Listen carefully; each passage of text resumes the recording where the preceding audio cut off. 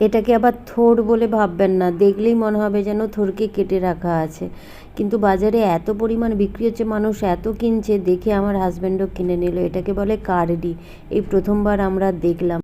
তবে রান্না করতে জানি না, ইউটিউব দেখেই রান্না করব বলে ঠিক করেছি। আর এটা কিন্তু সাধারণ কর্ন নয়। আমরা ওয়েস্ট বেঙ্গলে যে কর্নগুলো দেখতে পাই, মানে খাই সবাই, সেটা কিন্তু এটা নয়। এটা চেহারাতে অনেকটা বড় সাইজের, মানে আপনারা ওর ডবল মতন এটা মানে দেখতে পারবেন। এটা হচ্ছে সুইট কর্ন। এটাকে প্রথমে আমরা যেমন ছাড়াই সেই একই রকম সব কিছুই, কিন্তু চেহারাতে অনেক বড়। এবং এর যে এগুলো আমরা যেগুলো ছাড়াচ্ছি, মানে যেটা আমরা কর্ন হিসেবে খাই, সেটাও দেখুন কত ইজিলি ছাড়ানো হয়ে যাচ্ছে। তো প্রথমে মাঝামাঝি আমরা ফাটিয়ে নিই বা ছুরি দিয়ে কেটে নিই, তারপরে এইভাবে ইজিলি ছাড়িয়ে নিতে পারি। সম্বলপুরের একটি মেলাতে আমরা সুইট কর্নের একটি রেসিপি খেয়েছিলাম, তো বেশ ভালো লেগেছিলো। তখনই মাথায় আইডিয়াটা আসলো, এত ইজিভাবে বানানো আছে দেখলাম। তো তখন আমরা ভাবলাম, বাজারে যদি সুইট কর্ন ইজি হয়ে থাকে তাহলে কিনে আমরাও সকালে এটা দিয়ে ব্রেকফাস্ট সারতে পারি, বা সন্ধ্যাবেলাও হালকা কিছু খাবার হিসেবে এটা খেতে পারি মাঝে মাঝে। তো বাজারে দেখলাম, পেয়েও গেলাম। তো সেরকম 1 কেজি কিনে নিলাম। কিনে নিয়ে আমরা ছাড়িয়ে এইভাবে ফ্রিজে রেখে দিই। তারপর অল্প করে নিয়ে সেদ্ধ করে সেটাকে যেভাবে আমরা খেতে পছন্দ করি, অনেক রকমভাবেই খাওয়া যায়, সেইভাবে খেয়ে নিই। আমাদের ওয়েস্ট বেঙ্গলের মানুষ হয়তো এটা সম্পর্কে জানেই না, আমিও জানতাম না। এখানে এসেই প্রথমবার জানলাম। এত সুন্দর করে সবজির কারুকার্য করে একটি দোলনাকে প্রস্তুত করা হয়েছে। দেখুন, রাধাকৃষ্ণের দোলযাত্রা উপলক্ষে একটি দোলনাকে এইভাবে সাজানো হচ্ছে।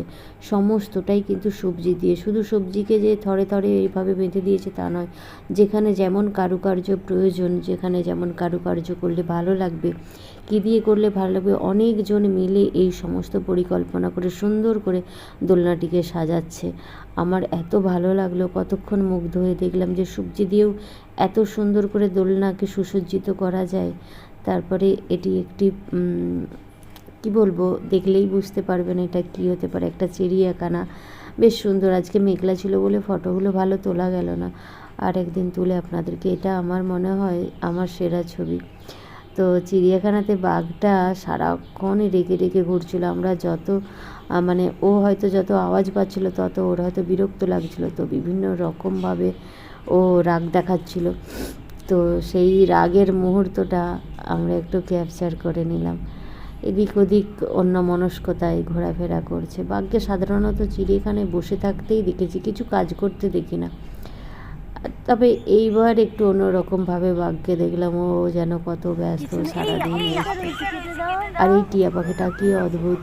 টিয়া পাখি সাধারণত চিড়িয়াখানায় দেখি না, এই প্রথমবার এখানেই চিড়িয়াখানায় দেখলাম। আমি যা কিছু প্রথমবার দেখি সেগুলোই ইউটিউবে আপলোড করি, আমার জন্যও বটে, আপনাদের জন্যও বটে।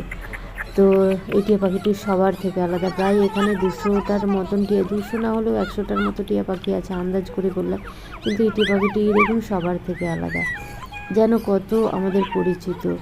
আমরা এখানে খাঁচার কাছে আসতেই ও চলে আসলো, এসে কত কথা, যেতে দেবে না। আমরা যখন যাচ্ছি ও এর ভেতর দিয়েই ওই সোজা চলে যাচ্ছে, খাঁচাকে এক পা